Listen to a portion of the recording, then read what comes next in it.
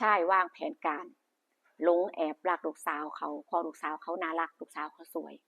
แต่หูโตดีว่าถ้าเขาไปในทางลูกสาวเนี่ยจังใดเขาก็บ่ใช่ตามองดอกก็เลยวางแผนโดยการเขาทางเมก่อนไปจีบแม่ทำความเป็นแบบทำความสนใจแสดงตัวเป็นคือแบบรักชอบอยากจะใช้ชีวิตอยู่ด้วยกันดูแลกันไปจนแก่เฒ่าวาดฝันแบบว่าขายฝันอย่างคักแน่ตัวแม่ก็หลงเสือเพราะว่าผัวก็ตายจากไปหลายปีเนาะอยู่กับลูกสู่ชีวิตแบบสุดๆจนมาอยู่ได้จนอยู่ได้มาถึงทุกวันเนี่ยและลูกสาวก็เป็นอ่าคนที่หน้าตาดีสวยนิสัยดีแล้วที่นี่ด้วยความที่แบบแม่น่ะเออบ่เคยสนใจหนุ่มคนใดเลยแต่บังเอิญพ่อผู้ชายคนนี้เขามาตีสนิททำความใกล้ชิดอ่าสนิทสนมอยู่ดีๆแบบกับแบบหลงคาร่มเขาซะงั้นหลงคาร่มซะงั้นแล้วก็ตัดสินใจแบบว่าอยู่กินกันเป็นผัวเมียแบบว่าเป็นรักครั้งที่สองของเมย์เนาะผู้ชายคนนี้บ่ได้รักหรือบ่ได้ฮักหรือว่าพิศวาสในตัวเมียจริงๆแต่จุดประสงค์คืออยากจะอยู่ใกล้ลูกสาวเขามีจุดประสงค์อื่นแอบแฝงอยู่มากกว่าแต่ว่ามันมีหนทางเดียวคือการที่ได้มาอยู่บ้านหลังเดียวกับผู้หญิงที่ตัวเองแอบชอบเนี่ยคือการเข้าทางเมโดยการที่มาเป็นพอหรือว่าพอเลี้ยงนั่นเองแต่ก็ได้สมดังใจที่เจ้าของตั้งเป้าหมายไว้ซะด้วยก็เขามาอยู่ในบ้านเดียวกันเขามาอยู่ในบ้านเดียวกันคือใหม่ๆเขามาเป็นสมาชิกในบ้านใหม่ทำตัวดีนิสัยใจคอก็ถือว่าโอเคนะสำหรับสายตาของเมรุคุณเนี่ยเท่าที่เห็นเท่าที่ดูก็ดูว่าพ่อเลี้ยงนี่ก็ดูโอเคนะดูแบบเป็นผู้ใหญ่ดีนิสัยแบบว่าก็เป็นคนที่มีเหตุมีผลนะอืมก็ได้ความไว้ใจสำหรับซอเมรุเนี่ยถือว่าไปไปทีแบบว่าไปมากเสียทีเดียวเพราะว่าส่วนหนึ่งลูกเขาก็มองว่าสิมาด้วยฐานะพอเลี้ยงหรือว่ามาในฐานะใดเขาก็คือแบบเขาก็ต้องให้เกียรติแล้วก็แบบว่าเป็นคนในครอบครัวเดียวกันเนาะก็ต้องเปิดใจรับให้เกียรติซึ่งกันและกันอย่างสิเนาะพอต่างคนต่างโตกันแล้วอย่างสินะอยู่ไปประมาณ3-4 เดือนเริ่มจะแสดงอาการจากพฤติกรรมทางกายพฤติกรรมทางคำเว้าสายตาพฤติกรรมมันเริ่มสื่อออกแบบใดคือในด้านแบบสายตาในการมองลูกการเว้าบางครั้งบางที่ก็เป็นคำที่แบบละลาบละล่วงเกินไปแล้วก็เป็นคำเบาคือแบบว่าบางครั้งบางทีมันก็เป็นคำที่บ่น่าฟังนะสำหรับพอคนหนึ่งบ่ควรที่จะมาใช้กับลูกเนี่ยมันก็เริ่มแบบบ่น่าฟังเริ่มแบบแต่ยิดในใจละส่วนคนที่เป็นลูกเนี่ยแล้วบางที่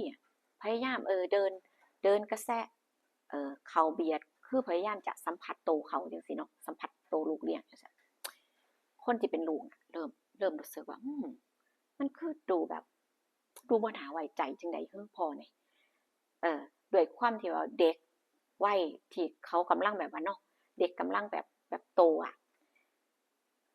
ก็ต้องแบบ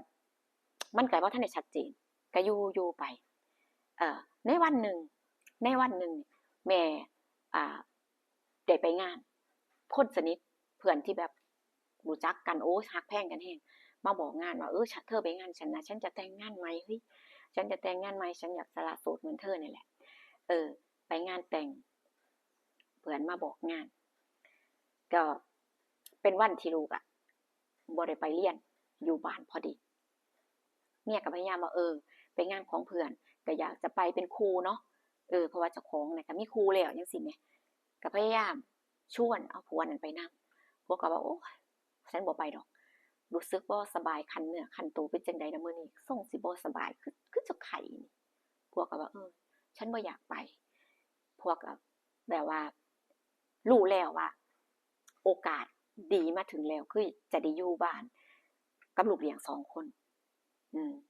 แล้วทีนี้เมียก็บ่สบายก็บ่เป็นหยังเธอก็อยู่ไปเดี๋ยวฉันไปเองก็คือแบบว่าในเมื่อมีมีผัวแล้วจังซี่เนาะงานแต่งของเพื่อนเขาสละโสดเพื่อนสนิทกันฉันก็อยากจะควงเอ่อแบบว่าพอได้ยิ้มหน้าบานจักหน่อยก็ผัวก็บ่ไปนำก็สรุปไปคนเดียวผัวอยู่กับลูกเลี้ยงอยู่บ้าน2คน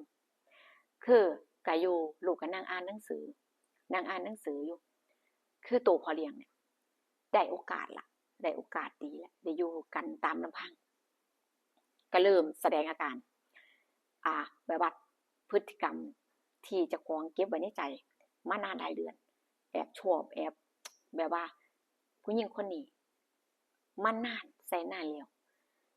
มันเป็นโอกาสทองก็พยายามเข้าไปถามว่าหนูเฮ็ดหยังลูกนู่นนี่นั่นเข้าไปนั่งที่แรกก็นั่งโซฟาเดียวกันเนาะนั่งเฮ็ดหยังลูกอ่านหนังสือสอบบ่นู่นเนี่ยเข้าไปคุยเนาะพยายามคุยชวนคุยอะเอาง่ายๆว่านั่งแล้วชวนคุยแล้วก็ขยับไปทีละนิดทีละนิดแล้วก็โอบไหล่บางทีบางก็คือแบบก็ลูบขาลูบจังซี่แรกๆคือลูบขาแล้วก็พยายามโอบไหล่จังซี่คือในความที่แบบว่าเขาเข้าสู่วัยรุ่นเนาะ เขาก็รู้ว่าอันใดสิ่งใดที่มันเหมาะควรบ่ควรระหว่างสิ่งที่พ่อจะแสดงออกกับลูกยิ่งเป็นพ่อเลี้ยงจังซี่เนาะคือแบบเซนส์รู้สึกบ่ปลอดภัยในตัวของเขามันก็ทำงานเนาะลูกสาวก็เลยแบบใจเต้นอย่างแรงแบบตุบๆเลยว่าอุ๊ยเกิดหยังขึ้นแล้วเป็นหยังพ่อคือจะต้องแสดงท่าทีแบบนี้กับเฮาด้วยจังซี่เนาะลูกสาวก็เลยแบบลุกออกจากตรงนั้นแล้วก็เข้าห้องน้ำเหมือนกับจะเข้าห้องน้ำไปทำธุระส่วนตัวจังซี่เนาะเข้าไปด้วยเหตุการณ์ที่แบบว่าเจ้าของน่ะเฮ็ดทำตัวบ่ถูกว่าสิเฮ็ดจังใดมันเกิดเรื่องแบบนี้แม่ก็บ่อยู่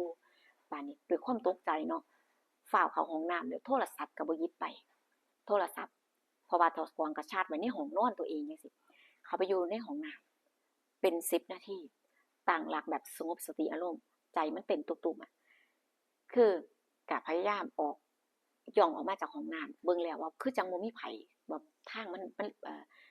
ก็บ่ฮู้ว่าพ่อไปไสแล้วจังซี่นะก็รีบเดินสิเข้าห้องตัวเองสิเดินเข้าห้องตัวเองกำลังเปิดประตูจังซี้กำลังขับเปิดประตูสิเข้าห้องพ่อเลี้ยงจักมาจากไสก็บ่ฮู้ผลักประตูคือกำลังของผู้ชายเนาะผลักประตูเพื่อจะเข้าไปในห้องลูกผลักประตูเข้าไปเพื่อจะเข้าไปเฮ็ดอีหยังที่มันบ่ดีนั่นแหละลูกก็ตกใจด้วยพฤติกรรมข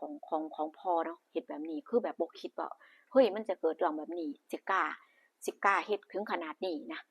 คือในใจลึกๆของผู้ชายคนเนี้ยต้องการที่จะเอาให้ได้ที่จะต้องมีอีหยังกับผู้หญิงคนเนี้ยที่ตัวเองแอบชอบมานานเนี่ยอุตส่าห์วางแผนเข้ามาทางแม่อุตส่าห์ทำตัวเป็นแบบว่ามาในฐานะพ่ออุตส่าห์วางแผนซะดิบดีคือณตอนนั้นเหตุการณ์นะคือเหมือนกับว่าจะบ่ยอมให้จะบ่ยอมให้หลุดมือไปได้เลยเหตุการณ์ครั้งนี้จะต้องจังได๋ก็ต้องแบบว่า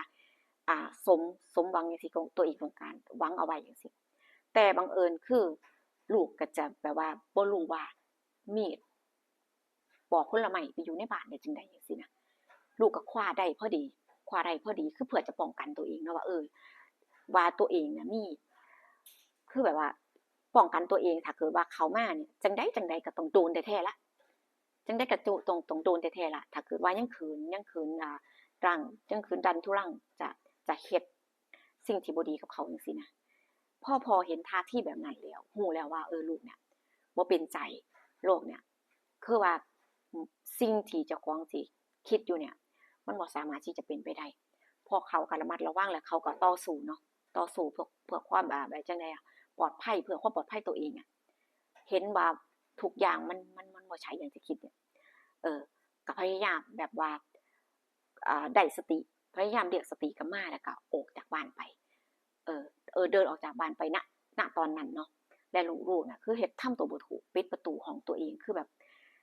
ทั้งตกใจทั้งย้านทั้งกลัวน่ะสิเฮ็ดจังไดดีล่ะบัดนี้แม่จักสิกลับตอนใดลูกก็คือแบบพยายามควบคุมสติตัวเองเนาะว่าสิเฮ็ดจังไดดีบัดนี้ในเมื่อมันเกิดเรื่องแบบนี้แล้วพยายามโทรหาแม่คือเข้าไปในงานเสียงมันก็ดังโทรศัพท์ดังแม่ก็บ่รับบ่ได้ยินเสียง โทรแล้วโทรอีกแม่ก็บ่รับสายจนเป็นเวลาบ่ายแล้วแม่ก็กลับบ้านมากลับบ้านมาเห็นบ้านเงียบๆรถอีกคันนึงก็บ่อยู่รถอีกคันนึงเป็นรถของผัวซึ่งมาอยู่นํกันผัวก็ได้รถคันนึงมากับกระเป๋าใบนึงนั่นล่ะมาอยู่นํเจ้าของจังซี่แนมหาใส่ก็บ่เห็นเอิ้นหาผัวก็บ่ก็เงียบบ่มีเสียงตอบก็เลยเอิ้นหาลูกก็ออกมาว่าพ่อไปไสคือบ่เห็นรถก็บ่เห็นบอกบ่สบายนี่แล้วกลับมาคือบ่เห็นจังซี่นะด้วยความที่แม่ว่าสงสัยว่าบ่สบายแล้วไปไสคือบ่นอนอยู่บ้านจังซี่เนาะลูกสาวก็เล่าให้ฟังว่าระหว่างที่แม่บ่อยู่น่ะมันเกิดเรื่องแบบนี้ขึ้นอ่าผู้ชายคนเนี้ยเขามีพฤติกรรมลวนลามลูกแล้วก็พยายามจะเข้าไปหาลูกในห้องแล้วก็คือแบบว่าเล่าเหตุการณ์ที่มันเกิดขึ้นให้แม่ฟังเนาะแม่น่ะใจหนึงก็คือแบบบ่เชื่อแหละบ่เชื่อเพราะว่าความที่ว่าเขาหลงแล้วก็รักเขาจังซี่เนาะที่อยู่นำกันเนี่ยก็คือเขาดูเป็นผู้ชายที่ดีที่สุดในชีวิตของตัวเองเลยแหละผู้ชายคนเนี้ยคือแบบว่าเฮ็ดให้คนแบบหลงแบบคิดว่าตัวเองเป็นคนดีที่สุดแล้วน่ะนะซึ่งเมียก็รักหลายจังซี่ใจหนึงก็คือแบบเชื่อบ้างบ่เชื่อบ้างสำหรับคำบอกของลูกแต่ว่าเห็นท่าทีของลูกมีความตกใจหน้าซีดเซี่ยวตัวสั่นเล่าเหตุการณ์ต่างๆให้แม่ฟังจังซี่เนาะถ้าบ่เชื่อคันแม่นสร้างภาพมันก็คงจะบ่เนียนขนาดนี้หรอกในความคิดเพราะว่าลูกเป็นคนที่เพราะรู้อยู่แล้วว่าลูกตัวเองเป็นคนที่บ่โกหกบ่เคยโกหกแม่บ่เคยแบบบ่เคยอ่าสร้างเรื่องมาตัวแม่มาอีหยังจักเทื่อจังซี่เนาะเป็นคนที่นิสัยดีที่สุดเลยลูกสาวน่ะซึ่งแม่ก็รู้ตัวดีจังซี่นะรู้ว่าลูกเป็นคนแนวใดหลังจากนั้นผัวบ่เห็นถึงตกยามแลงก็บ่เห็นกลับมาถึงยามมื้อเช้าก็ยังบ่ทันเห็นมาก็เริ่มแล้วเริ่มเริ่มจะเชื่อลูกได้เต็มที่แล้วว่าสงสัยว่ามีเรื่องจริงๆแล้วมันหนีความผิดแล้วบ่คักในใจกับเดินทางไปบ้านผัวไปถามหาว่าเห็นผัวบ่เห็นผัวฉันบ่เห็นผัวมาบ่เพิ่นหายไปตั้งแต่มื้อวานแล้วผ่านไป1วัน1คืนแล้วบ่ทันได้กลับจังซี่แหมด้วยความเป็นห่วงฉันก็เป็นห่วงว่าบ่ฮู้ว่าเพิ่นไปไสจังซี่เนาะแล้วคือว่าคนที่รู้ประวัติผู้ชายคนนี้ดีอะก็อยากเว้าซะเหลือเกินมันคันก็พยายามเข้ามาหาว่าเป็นหยังกันผัวหายไปไสอืมคือตัวเมียเนี่ยก็ข้อยไปงานตั่วกลับมาแล้วผัวหายแต่ก็บ่ฮู้ว่าเพิ่นไปไสมื้อหนึ่งคืนหนึ่งแล้วบ่ทันกลับก็เลยเป็นห่วงว่าสิเป็นตายร้ายดีหรือว่าเกิดเรื่องบ่ดีกับเพิ่นบ่ก็เลยมาถามเบิ่งซั้นดอกว่าทางนี้มีไผเห็นแหน่จังซี้น่ะก็คือแบบว่ายังปกป้องยังแบบว่ารักษาภาพพจน์ของผัวไว้อยู่อาแล้วคนใกล้ชิดเนาะที่เขารู้ประวัติผู้ชายคนเนี้ยเบิ่งเจ้าแล้วก็มันเป็นลักษณะคือจังกับเมียคนเก่าเขานะผู้ชายคนนี้น่ะสิเป็นลักษณะนี้แหละเขาเคยมีเมียอยู่ต่างอำเภอมาก่อนที่จะมาอยู่กับเจ้านี่คือมีเมียลูกติดเป็นผู้หญิงจังใดก็ลักษณะคือเจ้าเลยคนหนึ่งแล้วไปอยู่นำเขา2 เดือนเท่านั้นแสดงท่าทีบ่เหมาะสมทำท่าสิไปละลาบละล่วงไปลวนลามลูกเขาคิดบ่ดีกับลูกเขาแม่เขาจับได้หนีความผิดมาอยู่บ้านบ่ทันโดนสิใดก็ว่าไปตกหลุมรักเจ้าก็ว่าไปเป็นลูกเป็นผัวเจ้าข้อยก็ยังอึ้งยังงงอยู่ว่าเอ้าจังใดคือเร็วปานนั้นจังซี่นะเขาก็พยายา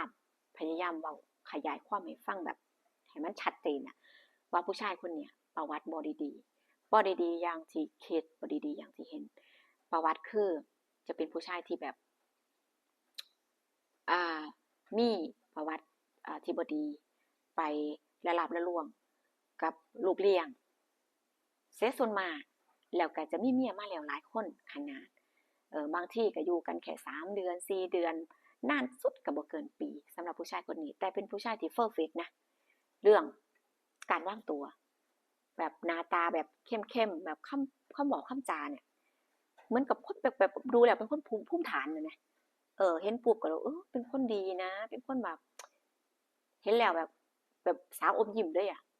คือเว้าหยังมาเนี่ยคนเชื่อ ผู้หญิงจะเชื่อจังซี่เนาะประวัติเพิ่นจะเป็นจังซี่แหละคนที่รู้จักดีเขาเว้าให้ฟังเมียนี่ก็แบบหน้าซีดแบบมือสั่นเลยเหงื่อแบบออกเต็มมือเลยว่าสิ่งที่ลูกเว้าอะมันเป็นความจริงแล้วเกือบเกือบจะเกือบจะพลาดอ่า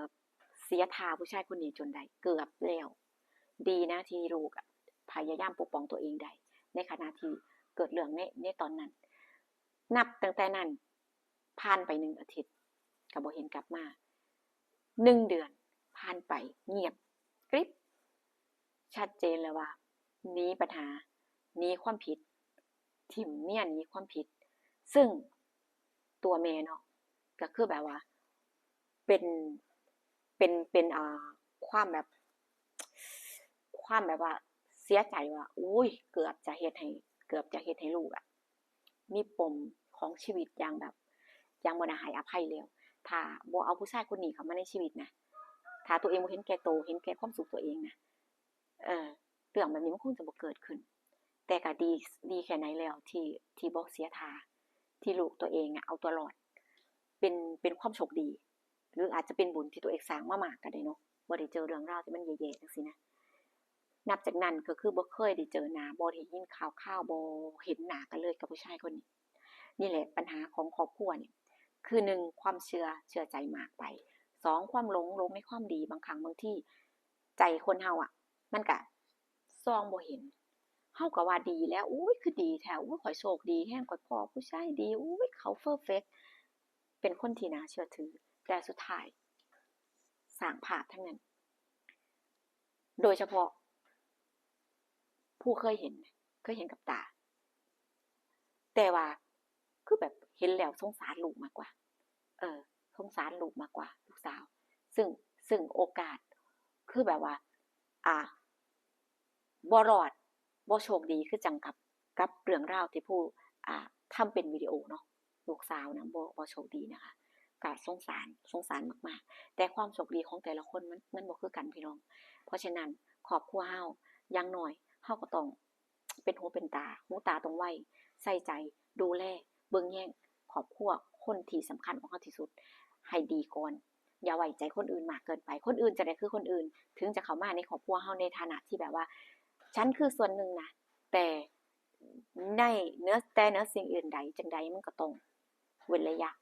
หรือระมัดระวังเป็นหูเป็นตาดูแลให้ดีจังใดก็ยังสำคัญอยู่จังใดก็ยังสำคัญที่สุดเนาะ